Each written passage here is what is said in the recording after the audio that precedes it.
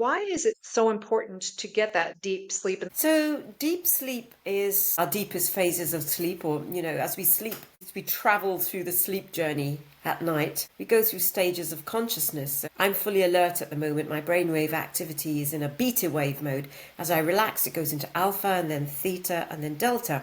It's in delta that we start to go into what's called slow wave sleep or deep sleep. And deep sleep is the sleep that restores the body deeply on every level. So every physiological system, the liver and the heart and the kidneys, Chinese medicine and Ayurveda, Indian medicine, they give us more insights into which energy systems are deeply restored in the deep sleep phases. So it's not just a case of one deep sleep phase is the same as another one. We sleep roughly in about 90 to 110 minute cycles. And each cycle, there's a slice of deep sleep in there. So each deep sleep slice, as we go through the night, it repairs a different system in the body. Earlier stages of deep sleep, when you first go to bed, and particularly if you hit those phases before midnight, are especially restorative and especially important for detoxifying the brain. It's like you go to bed at night and you invite the best cleaner into your brain to hoover the brain. And that's what's happening in your deep sleep, in your REM as well.